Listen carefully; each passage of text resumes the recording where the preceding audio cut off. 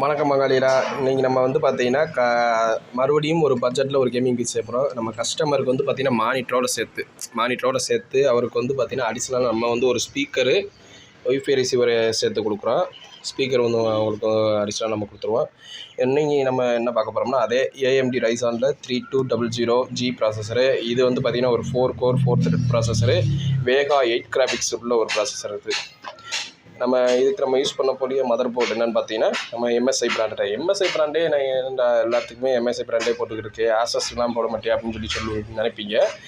நமக்கு வந்து பார்த்தீங்கன்னா MSI வந்து நான் இதுக்கு முன்னாடி ஒரு 7-8 MSI பிராண்ட்லேயே நம்ம பில்டு பண்ணி கொடுக்கும்போது கஸ்டமர் வந்து ரொம்ப இதாக இருந்தாங்க. கஸ்டமர் ரொம்ப ஹாப்பியாக இருந்தாங்க. கஸ்டமர் வந்து பார்த்திங்கன்னா நம்ம கஸ்டமர் MSI பிராண்ட்லேயே அவருக்கு வந்து கேட்டார். ஏன்னா அவர் வந்து அவரோட பக்கத்து வீட்டுக்காரங்க நம்ம பில்டு பண்ணி கொடுக்கும்போது MSI பிராண்டில் தான் பில்டு பண்ணி கொடுத்தோம்.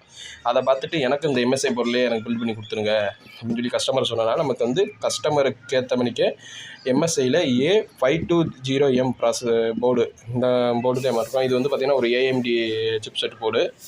இதோட நம்ம யூஸ் பண்ணுற இது என்னென்னு பார்த்தீங்கன்னா, SSD வந்து பார்த்திங்கன்னா EVMல 256GB NVMe SSD நம்ம யூஸ் பண்ண போகிறோம். இது EVM பிராண்டட் SSD. அடிஷ்னலாக நம்ம வந்து பார்த்திங்கன்னா ஒரு 1TB ஹார்ட் டிஸ்க்கு, சும்மா லேப்டாப் ஹார்ட் டிஸ்க்கு தான் இருந்துச்சு. ஒரு 1TB ஹார்ட் டிஸ்க்கு வந்து கஸ்டமர் கேட்டனால ஒரு லேப்டாப் ஹார்ட் டிஸ்க்கு. ஏன்னா வந்து பார்த்திங்கன்னா பெருசாக இது வந்து CPUக்குள்ளே ஹார்ட் டிஸ்க் வந்து அவ்வளோ இருக்காது. சும்மா நீங்கள் வெளியே நார்மலாகவே வச்சுருங்க. நான் அப்பப்போ நான் வெளியே எடுத்துகிட்டு போய்வேன். இந்த ஹார்ட் டிஸ்க்கு வந்து நான் என்னோடய ஸ்டோரேஜ் பேப்பர்ஸ்க்காக தான் யூஸ் பண்ணுறேன் தவிர இதை வந்து நான் CPUக்குள்ளே நிரந்தரமாக வைக்கிறது கிடையாது அப்படின்ட்டு சொன்னார். அதனால தான் நமக்கு வந்து பார்த்திங்கன்னா ஒரு பெரிய ஹார்ட் டிஸ்க் கற்றுக்கிட்டோம்னா அதை தூக்கிட்டு தெரிய வந்து ஒரு லேப்டாப் ஹார்ட் டிஸ்க்கு அவருக்கு வந்து ரெடி பண்ணி கொடுத்துருக்கேன். அது வந்து 1TB ஹார்ட் டிஸ்க்கு. இதோடு நம்ம வந்து பார்த்திங்கன்னா இதுக்கு நம்ம யூஸ் பண்ணுற SMBS, அதாவது ஒரு CPUக்கான SMBSங்கிறது வந்து பார்த்திங்கன்னா ரொம்ப மெயினானது. ஒரு CPUக்கான SMBS அப்படிங்கிறது வந்து பார்த்திங்கன்னா ரொம்ப மெயினான விஷயம். இதுக்கு நம்ம யூஸ் பண்ணியிருக்க SMBS வந்து பார்த்திங்கன்னா கோகோனட்டில் SM16 இந்த SMBS நம்ம யூஸ் பண்ணியிருக்கோம். இந்த SMBS வந்து பார்த்திங்கன்னா ஒரு நிமிஷம், இதே இந்த SMBS. நிறைய பேர் வந்து பார்த்திங்கன்னா ஒரு நார்மல், அதாவது இந்த AMD Ryzenனை பொறுத்த வரைக்கும் ஒரு நிறைய பேர் இந்த AMD Ryzen PC பில்டு வந்து நிறையா யூடியூப்பில் போடுறாங்க. அதில் ஒரு சில பேர் வந்து பார்த்திங்கன்னா கரெக்டான SMBS யூஸ் பண்ணுவாங்க. இந்த மாதிரி ஒரு ப்ரீமியம் குவாலிட்டியான SMBS யூஸ் பண்ணுவாங்க. ஒரு சிலர் இந்த SMBS வந்து பார்த்திங்கன்னா இந்த AMD சும்மா நார்மல் கேபினெட்டே வச்சு யூஸ் பண்ணுங்க அப்படின்லாம் சொல்லுவாங்க. ஆனால் நான் என்னை பொறுத்த வரைக்கும் நான் உங்கள்கிட்ட சொல்கிறது என்னென்னு பார்த்தீங்கன்னா, AMD கொஞ்சம் ஒரு ஹீட்டான ப்ராசஸர் தான். நான் வந்து கரெக்டாக சொல்லணும்னா இது வந்து கொஞ்சம் ஹீட்டான ப்ராசஸர் தான். இந்த ஹீட்டான ப்ராசஸருக்கு நம்ம கரெக்டான SMBS தான் நம்ம யூஸ் பண்ணணும். அதாவது நம்ம கொஞ்சம் ஒரு ப்ரீமியம் குவாலிட்டியோட ஒரு SMBS யூஸ் பண்ணோம்னா அது நம்ம வேலிடிட்டி அதிகமாகவே இருக்கும். சும்மா இப்போ ஒரு 1200 இந்த மாதிரி ஒரு கேபினெட்டும் ஒரு SMBS, அதாவது எந்த SMBS சொல்லணும்னா இந்த மாதிரி SMBSனால் நீங்கள் பார்த்துருப்பீங்க. இது ஒரு லேப்காரோட ஒரு நார்மல் சாதாரண ஒரு SMBS. இந்த ஒரு சாதாரண SMBS இந்த மாதிரி SMBS நீங்கள் போட்டு ரன் பண்ணலாம் அப்படிங்கிற மணிக்கெல்லாம் சொல்லுவாங்க. இந்த SMBSனால் நீங்கள் ரன் பண்ணலாம் அப்படிங்கிறன்னு சொல்லுவாங்க. ஆனால் இந்த மாதிரி SMBS வந்து AMDக்கு வந்து சுத்தமாகவே செட் ஆகாது. என்னை பொறுத்த வரைக்கும் சுத்தமாகவே செட் ஆகாது. அதனால் நீங்கள் முடிஞ்ச அளவுக்கு ஒரு பிராண்டட் SMBSஸை நீங்கள் வந்து சூஸ் பண்ணுங்கள். அது எந்த பிராண்டடாக இருந்தாலும் சரி, ஓகே. நமக்கு வந்து கோகோனட் பிராண்டு இருக்குது, ஆன்டிஸ்பர்ட்ஸ், இந்த கேபினெட்டோட பிராண்டே நமக்கு வந்து SMBS நிறையா இருக்குது. இந்த கேபினெட்லேயே நம்ம SMBS எடுக்கலாம், இல்லைனா கூலர் மாஸ்டர் போகலாம். அது உங்களோட விருப்பம். நம்ம பட்ஜெட்குள்ளே வந்து பார்த்திங்கன்னா கோகோனட் SMBS வந்துடும். இதோடு நம்ம வந்து பார்த்திங்கன்னா நம்ம கஸ்டமருக்கு சொல்லியிருந்த மணிக்கு ஒரு ஸ்பீக்கர், அவருக்கு வந்து இது அடிஷ்னல் காம்ப்ளிமெண்ட் கொடுக்குறோம். இந்த ஸ்பீக்கர் வந்து பார்த்திங்கன்னா ஒரு உட்டன் ஸ்பீக்கரு. இந்த ஸ்பீக்கரும் அவங்களுக்கு வந்து காம்ப்ளிமெண்ட்டாக கொடுக்குறோம்.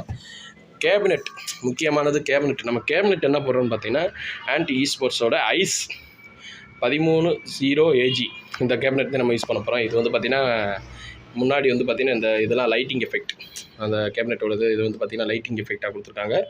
இது வந்து பார்த்திங்கன்னா ஒரு கேபிள் மேனேஜ்மெண்ட் எல்லாமே ரொம்ப ஈஸியாக பண்ணுறக்குன்னு அவங்க அதுக்கேற்ற மணிக்கே இந்த கேபினெட் வந்து நமக்கு இது பண்ணியிருக்காங்க. இது வந்து ஒரு பிளாக் கலர் கேபினெட் தான். மானிட்டரும் black colour, keyboard black colour. Customer வந்து பிளாக் கலரில் கேட்டனால எல்லாமே பிளாக் கலர் தான்.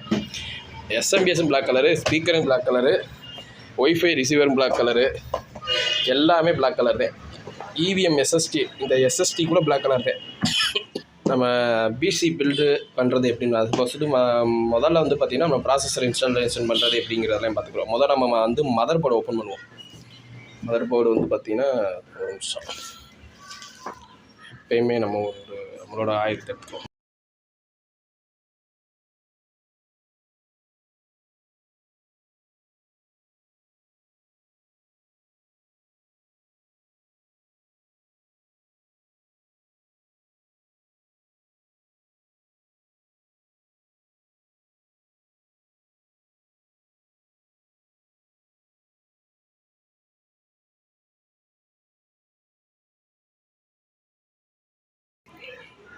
இதுவே நமக்கு மதர் போர்டு.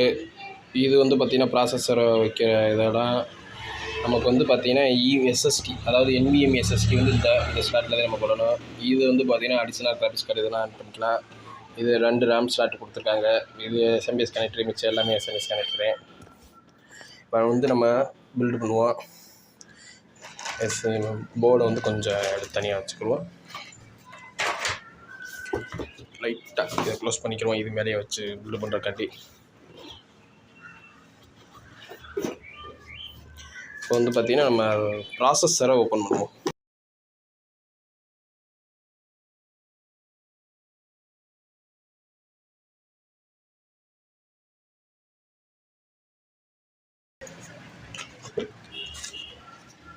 இதே ப்ராசஸரு. இது வந்து ஸ்டிக்கர் கொடுத்துருக்காங்க. இது AMD Ryzen 3 200G ப்ராசஸரோட நேம் எல்லாமே தெரியுதுன்னு இல்லை, அது கரெக்டாக பார்த்துக்கோங்க. இது ப்ராசஸரு. இது அதோட ஒரு கூலர் ஃபேன், ஒரு நல்ல ஒரு தரமான ஒரு கூலர் ஃபேன் கொடுத்துருவாங்க. AMDயாக இருந்தாலும் சரி, இன்டெலாக இருந்தாலும் சரி, அவங்களோட ப்ராசஸரை பொறுத்த வரைக்கும் கூலர் ஃபேன் வந்து பார்த்திங்கன்னா ஒரு தரமான கூலர் ஃபேனாகவே இருக்கும்.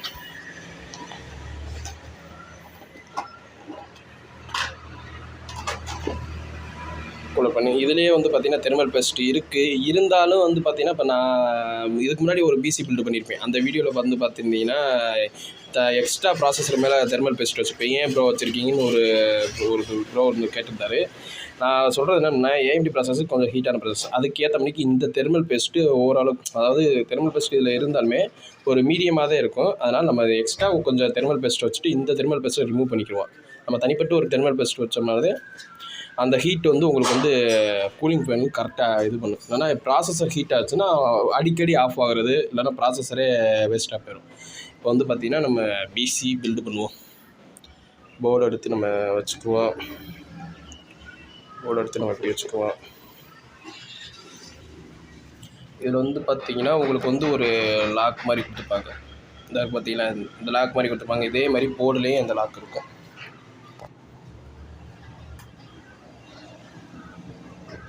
ப்ராசஸர்லேயே அந்த லாக் இருக்கும். இந்த ப்ராசஸரை நம்ம ஓப்பன் பண்ணுவோம்.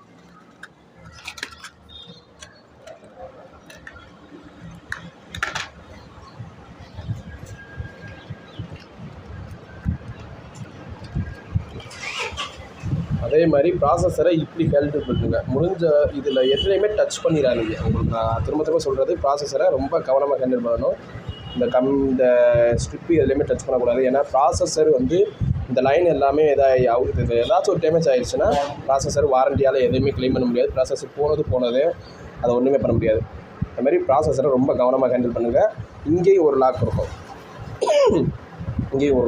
அதே மாதிரி மதர் போர்டில் ஒரு லாக் சொல்லிட்டேன் பார்த்தீங்களா, கரெக்டாக அந்த லாக்கில் இந்த ப்ராசஸர் வைக்கணும். முதல்ல நம்ம வந்து ப்ராசஸர் கொஞ்சம் இது வைப்போம். இந்த லாக்கை நம்ம கொஞ்சம் இப்படி எடுத்துகிட்டு தூக்குனோம்னா லாக் ரிமூவ் ஆகிடும். உங்களுக்கு பார்த்தாலே தெரியும், இந்த மூவ் ஆகிறது தெரியும். இது ரிமூவ் பண்ணிவிட்டு இப்போ நம்ம ப்ராசஸரை நான் கவனமாக ஹேண்டில் பண்ணணும். ரொம்ப கவனமான ப்ராசஸர் இது. ப்ராசஸர் கரெக்டாக இந்த லாக்கும் இங்கே இருக்கிற ஒரு சிம்பிள் கொடுத்துருக்காங்க பார்த்தீங்களா, ஒரு முக்கோண சிம்பிள். அதே மாதிரி இங்கே ஒரு சிம்பிள் இருக்கும். இந்த 2 சிம்பிளும் கரெக்டாக இருக்கிற இடத்துல ப்ராசஸரை நம்ம வந்து வைக்கணும். கரெக்டாக வச்சாச்சு. இப்போ இந்த லாக்கை கரெக்டாக வச்சுட்டு லாக் பண்ணிட்டீங்கன்னா உங்களுக்கு வந்து கரெக்டாக லாக் ஆகிக்கிறோம். இதில் வந்து கரெக்டாக லாக் ஆகிக்கிறோம். முக்கியமாக கவனமானது அந்த லாக்கும் இங்கே ஒரு மதர் போர்டில் இருக்கும், அந்த 2மே கரெக்டாக சேர்ந்துருச்சு. அதை ரொம்ப கவனமாக பார்த்துக்கோங்க. இப்போ இதில் வந்து பார்த்தீங்கன்னா நம்ம வந்து இன்ஸ்டால் பண்ணியாச்சு. கேபினெட் வந்து பார்த்திங்கன்னா ஆன்டி ஹீட் ஸ்போர்ட்ஸோட ஒரு ஐஸ் கேபினெட்டு. இது வந்து ஃபுல் இன் பிளாக் கேபினெட்டு. கேபினெட்டில் வந்து பார்த்திங்கன்னா முன்னாடி உங்களுக்கு வந்து RGB ஸ்ட்ரிப் லைட்டு வந்துடும், பார்த்தீங்கன்னா தெரியும் உங்களுக்கு. இது வந்து பார்த்தீங்கன்னா MSI போர்டு, அந்த MSI போர்டோட கொடுத்த அந்த ஸ்டிக்கர் இதில் ஒட்டியிருக்கோம். நல்லா பார்க்க ஒரு லுக்காக இருக்குது. மேலே வந்து பார்த்தீங்கன்னா மேக்னெட் ஏர் ஃபில்ட்ரு கொடுத்துருவாங்க. இதில் வந்து பார்த்தீங்கன்னா உங்களுக்கு வந்து power button, restart button, 3.0 USB 3.0, மற்ற ஆடியோ மைக் ஜாக்கு, அப்புறம் 2.0 ஒன்று இருக்கும். வேணும்னா நம்ம டைப் C வந்து ஆட் பண்ணிக்கலாம் தனியாக, அதுக்கான இது கொடுத்துட்றாங்க. இங்கே வந்து பார்த்தீங்கன்னா அந்த கேபினட்டோட 3.0 கேபிள் இங்கே இருக்குது. மற்றபடி EVM SSD 256 GB EVM SSD நம்ம இங்கே இன்ஸ்டால் பண்ணியிருக்கோம். ரேம் வந்து பார்த்தீங்கன்னா க்ரூசியரோட 8 GB 3200 மெகாஹெர்ட்ஸோட ரேம் வந்து இன்ஸ்டால் பண்ணியிருக்கோம். க்ரூசியல் பிராண்டோட ரேமு. AMD board. இது வந்து பார்த்திங்கன்னா ஒரு ஃபேன் கொடுத்துட்றாங்க. மற்றபடி கேபினெட், அதாவது கேபினெட் வந்து கொஞ்சம் ரொம்ப பெருசாக இதெல்லாம் கிடையாது, சும்மா நார்மலான கேபினெட்டு. SMPS வந்து பார்த்திங்கன்னா 600 வாட்ஸ் SMPS. நான் 600 வாட்ஸ் SMPS. நான் SMPS வந்து இப்போ ஏன் வந்து ஒரு மெயினாக கரெக்டாக போட சொல்கிறேன்னா, AMD ப்ராசஸரை பொறுத்த வரைக்கும் நம்ம அதுக்கேற்ற மாதிரி பவர் சப்ளை, நம்ம சரியான பவர் சப்ளை கொடுத்தோம்னா நமக்கு வந்து நல்லா ரொம்ப நாள் உழைச்சிருக்கும். இப்போ இது வந்து பார்த்திங்கன்னா ஒரு 600 வாட்ஸ் SMPS இன்ஸ்டால் பண்ணிக்கிறனால உங்களுக்கு தாராளமாகவே இது வந்து ரன் பண்ணி கொடுக்கும். இப்போ நிறைய பேர் நினைப்பாங்க இந்த நார்மலான கேபினெட் வாங்கி அந்த SMPS வச்சு இன்ஸ்டால் பண்ணிக்கலாம், AMD அதே போட்டுக்கலாம், அப்புறம் எதுக்கு இதெல்லாம் பண்ணுறீங்க அப்படின்னு சொல்லி நினைப்பாங்க.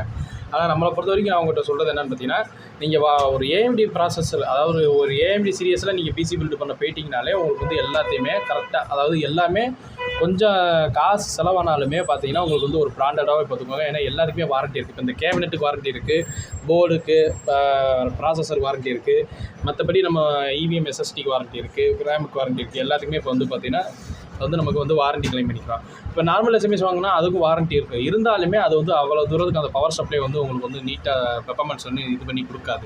இப்போ இந்த மாதிரி PC பில்டு உங்களுக்கு தேவைன்னா நம்ம தாராளமாக நம்மளோட கான்டாக்ட் நம்பர் வந்து கீழே நான் கொடுக்குறேன், தாராளமாக கான்டாக்ட் பண்ணுங்கள். உங்களுக்கு இந்த மாதிரி PC பில்டு பண்ணணும்னா தாராளமாக நீங்கள் கான்டாக்ட் பண்ணலாம். செகண்ட்ஸில் லேப்டாப் எதை எனக்கு ஒரு பட்ஜெட்டில் புது லேப்டாப் வாங்க முடியாது, அதனால் எனக்கு ஒரு பட்ஜெட்டில் ஒரு செகண்ட்ஸ் லேப்டாப் ரெடி பண்ணி கொடுக்கணும்னாலுமே நாங்கள் வந்து ரெடி பண்ணி கொடுக்குறோம். மீண்டும் ஒரு PC பில்டில் சந்திப்போம். பாய்.